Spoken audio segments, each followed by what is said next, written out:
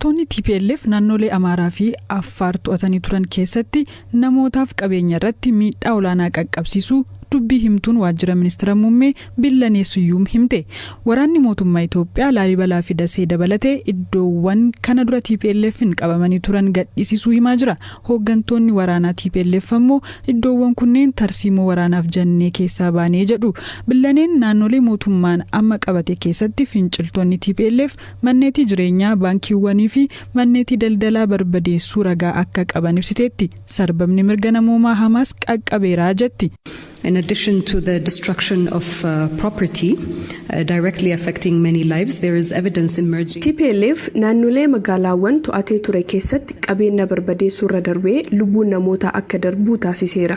Naannoo Amaaraa magaalaa Gaashanaa dabalatee iddoowwan TPLF'n qabamanii turan keessatti namoota nagaa irratti ajjechaa jumlaa fi gudeeddiin akka dhaqqabee ture gabaasni nu gaheera. Garee kana itti gaafatamaa gochuuf qorannoon dabalataa adeemsifamaa jira. Ta'us biyyoonni lixaa fi dhaabbileen idil addunyaa sarbama mirgoota namoomaa TPLF'n naannoo Amaaraa fi Affaar keessatti raawwatamuuf xiyyeeffannoo kennuu dhiisuun ejjennoon isaanii siyaasaa akka qabu agarsiisa. And Afar regional regions makes it clear that there might be some politically motivated and double standard position. Iddoowwan finciltoota TPLF irraa gadhiisifamanitti gargaarsa dhaqqabuu malu ibsiteetti. Kanaanis Affaaritti namoonni miliyoona 1.3 ta'an deeggarsi hatattamaa isaan barbaachisa. Namoonni 400,000 olis buqqa'uu himte. Naannoo Amaaraattis haalli wal fakkaataa jiraachuu dubbatti. The spillover of the Tigray conflict in Amhara region is now estimated to have displaced more than 1.4 million people in the region. Sababa waraana kanaan naannoo Amaaraa keessatti namoonni miliyoona 1.4 qe'ee isaaniirraa buqqa'aniiru. Injifannoon raayyaa ittisa biyyaa magaalaawwan naannoo Amaaraa keessatti argateen nyaata meetirik toonii 28,000 ol namoota miliyoona 2 ta'aniif kaabaa fi kibba Walloo fi kaaba Shawaatti raabseera. Gaashanaa fi Laalibalattis nyaatni kuntaala 5,000 ol ta'u ergameera. During emergency situations, the first 13 trucks loaded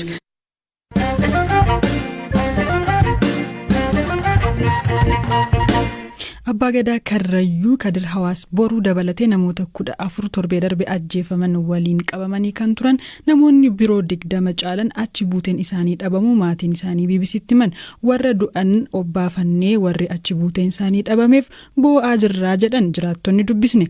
Hanga yoonaa qaamni isaaniif birmatee rakkoo isaaniif fala barbaaduu yaale akka hin jirres himataniiru. Hamza Hussein gabaasa qaba. Torbee darbee muddee tokko bara 2021 guyyaa roobii aanaa Fantaallee Abbaa Gadaa Karrayyuu Kadir Hawaas dabalatee yaa abbootii gadaa Karrayyuu keessaa namoonni 14 ajjeefamu jiraattonni BBC'tti himanii turan. Namoota ajjeefaman caalaa dhimmi namoota 20 caalanii kanneen achi buuteen isaanii dhabame akka isaan yaaddessaa jiru jiraattonni aanaa Fantaallee kunneen nutti himaniiru. Obboloota garaa tokko lama dabalatee maatii isaa keessaa namoonni 3 ajjeefamuu fi 5 achi buuteen dhabamuu ka hime jiraataan aanaa Fantaallee sodaa nageenyaaf maqaansaa akka hin eeramne gaafate. Ammallee achi buutee maatii isaa dhabuu hima. Maatii keenya keessaa nama 2 kan lubbuun isaanii darbe tokko gosummaa ta'eeti garuu nama sadaffaadha inni nurraa xiqqochisiqa. Isaan warri lamaan kun warra hangafaaf quxisuu obboleeyyan garaa tokkooti. Namni dhabame nama gosa keenya keessaa nama 5 isaan warra kaanii warruma gadaa keessaa fuudhaman. Miirri keessa jiru miira gaddaati. Sababiin isaa namni 23 haga ammaan argamne namni 14 bakka itti awwaalle. Inni kun madaa'ee baadiyyaa keessatti yaala dhabee rakkataa jira. Namooti achi buuteen isaanii dhabame namooti 23 jettan kuni iyyafattaniitu eessa faa gaafattan maatiin waan iyyaafate qabaa maalirra ga'e? Akka aanaa Fantaalletti mana hidhaa kan jedhamu lafa sirreeffamtoonni itti eegaman guutuu dhaqamee jira. Aanaa Boosatii waldaan geessina innis aanuma ollaa keenyatti isas mana hidhaa guutuu dhaqamee jira. Godinas guutuu isaa dhaqamee jira. Waan tokko wanti beekamu tokko hin jiru.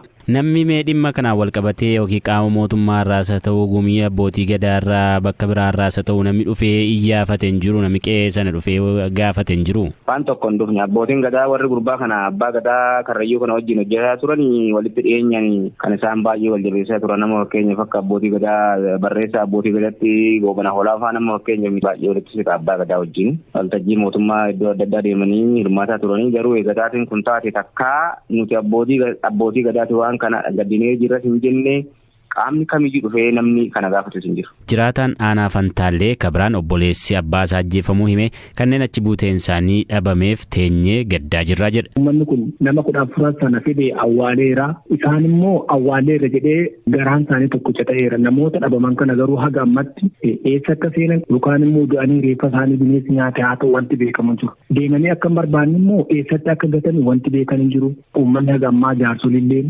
iddoo mataa haaraa deemanii dhabanii koolejii deemanii dhabanii adaamallee asiin immoo Bishooftuu maal kan hunduma keessa sakatta'aa jiru. Haga ammatti qaamni information oduu isaanii laatu waan hin jirre gadda cimaadhaan liqeeffamnee waan godhamne warri kun reeffa argee nama sana awwaallatee obsee warri kun garuu haga ammatti reeffa illee argina waan ta'eef uummanni guutuun gaddaa isa jira. Gadda hamaatu uummata liqeessee jira jechuudha. Namoota meeqa ta'u achi buuteen isaanii kadhabame haga ammaa? Haga ammaa nama 23. Nama 23 kun warra guyyaa dhufanii qe'eedhaa fuudhan sana keessa warri kun jala miidhame sana keessa malee namoonni karrayyuutan kan haga ammaa erguma ta'een kun ta'ee butaman lakkoofsa isaanii sitti himuu hin danda'u. Dirmannaan iddoo biraatti uummata kanaaf taasifame illee hin jiru. Ta'een kun qe'ee gadaati. Abbootiin gadaa kanarratti waan tokko jedhan hin jiru. Jaarsoliin biyyaa kan Oromoon qabdu dhufanii waan kanarratti namni waan tokko jedhe hin jiru. Jiraattonni kunniin qaamni mootummaaf gumiin abbootii gadaa akka birmatanii rakkoo mudateef bira dhaabbatan abdiin eeggataa turanis garuu kan nu qaqqabe hin jiru jedhan. Barreessaan gumii abbootii gadaa Oromoo Abbaa Gadaa Goobana Hoolaa immoo dhimmi taatee Karrayyuutti mudatee walxaxaa fi kana jedhanii dubbachuuf kan nama dhibuudha jedhan. Dhimma rakkoo Karrayyuutti mudatee qofaa osoo hin taane dhimma biyyaa irratti waltajjiin taa'uuf turanillee akka hin milkaa'in hafe himan Abbaan Gadaa Goobana Hoolaa. Homaa wanti itti walii galle jiru waltajjiin harkaa faalla'e homaa wanti itti walii galle jiru.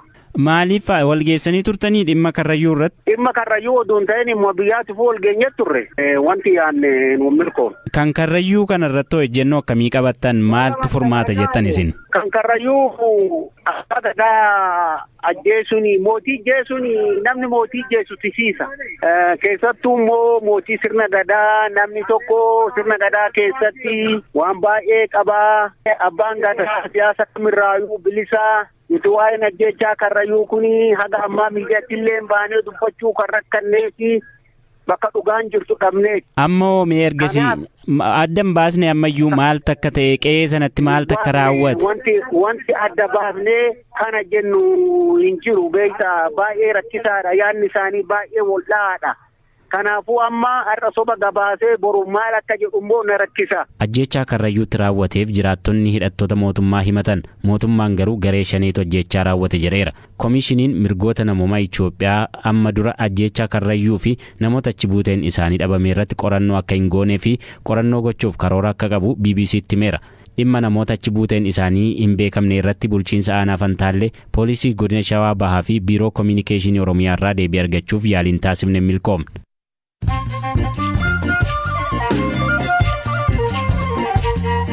Odeessaalee gaggabaabootan ce'a Keeniyaa magaalaa Naayiroobitti poolisiin tokko haadha warraasaa dabalatee namoota 6 dhukaasee erga ajjeesee booda yeroosuma ofiis ajjeesuu poolisiin hime. Ajjechaa kana akka raawwatuuf sababiin maal akka ta'e poolisiin hin dubbanne. Musliimotni Rohingya UK fi US keessa jiraatan kumaatamni Facebookiin haasaa jibbinsaa isaan irratti xiyyeeffate akka babal'atu godheera jechuun himatan. Dhaabbatichi Myanmar keessatti sabooti lakkoofsaan xiqqoo ta'an akka ari'ataman godheera jedhamuun beenyaa doolaara biliyoona 150 gaafatameera.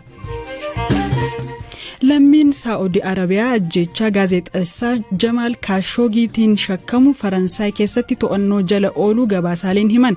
Gaazexeessaa Jamaal Kaashoogiin mootummaa Saa'udii qeequun kan beekamu yoo ta'u waggoota 3 dura ture. Imbaasii Saa'udii Istaanbul argamutti kan ajjeefame. Ameerikaatti hoogganaan dhaabbata tajaajila manneenii walgahii onlaayinii Zoom jedhamuun hojjettoota 900 ari'ee qeeqamaa jira. Gahumsaa fi oomishtummaa akkasumas gabaa jirutu akkaan hojjettoota koo ari'uu na taasisee jedheera. Volkaanoon Indooneeziyaa keessatti dilbata darbee dho'e yoo xiqqaate namoota 34 galaafachuu eejensiin ittisa balaa biyyaalessaa hime. Namoonni 17 ta'an ammoo ammallee bakki buuteen isaanii hin beekamu.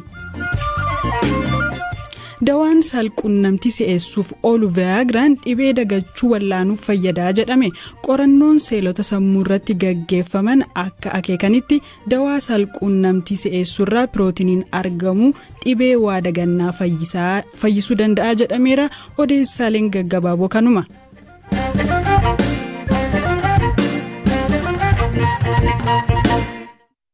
BBC'n waggaa waggaan dubartoota jajjaboo 100f gama haqa hawaasaa fiduun jijjiirama aadaa addunyaa irratti qooda qabaniif beekamtii ni kenna.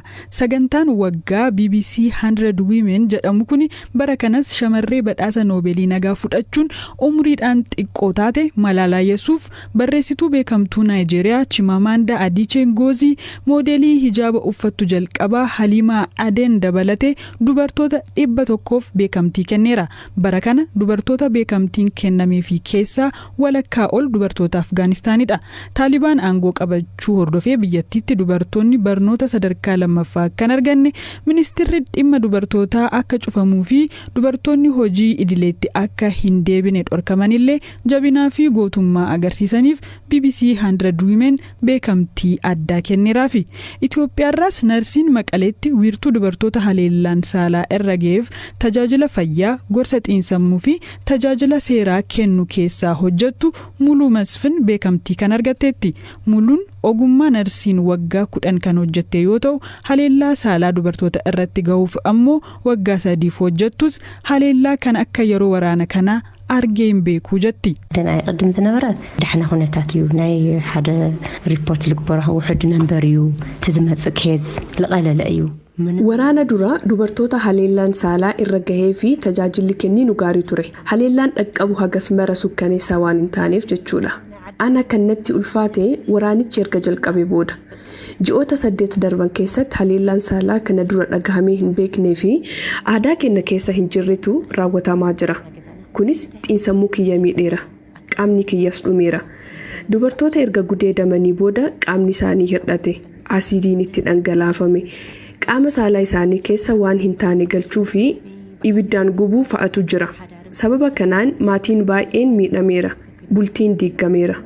Anis erga waraanichi jalqabe as dubartoota kana waliin waan dabarsuuf hirriba hin qabu, qalbii hin qabu, nan aara. San umrees bakka traumatize khoina iye. Muluun magaalaa Maqalee sababa waraana kanaan malli quunnamtii hunduu adda cite keessa kan jiraattu yoo ta'u, nagaan akka bu'u hawwiti. ኣብዚ ዓለም ኣነ ድዋኑ በቃ ኩናት ተጠብኩልሉ ኩናት ኣመንጎ ፖለቲከኛታት ክኾን ነይሩ addunyaa kanarratti waraanni akka dhaabbatu barbaada. Silaa waraanni biyya keenyaa namoota siyaasa qofa gidduutti ta'uu qaba. Garuu hin taane hunda caalaa lolli dhaabbatuu qaba. Keessumaa yeroo waraanaa dubartoota homaa harka keessaa hin qabne irratti haleellaan saalaa hidhattootaan raawwatu adabbiin idil addunyaa kennamee haqni argamuu qaba. Amma yoonaa kan argaa jirru namni haleellaa raawwate wabiidhaan baha. Kanaaf seerichi jabaa barbaachisa. Hunda caalaa garuu addunyaan nagaa isii barbaachisa. Biyyootni meeshaa waraanaan waltumsuurraa nagaa buusuuf waliin hojjetuu qabu. ዓለም ንለዋስ ተወጥዓት ይቁም መጀመሪያ በቃ ኩናት ሰላም ለወድ ሰብ ለድልዮ dhaggeeffattoota keenya kan har'aaf jennee raawwanne odeessaalee dabalataaf marsariitii keenya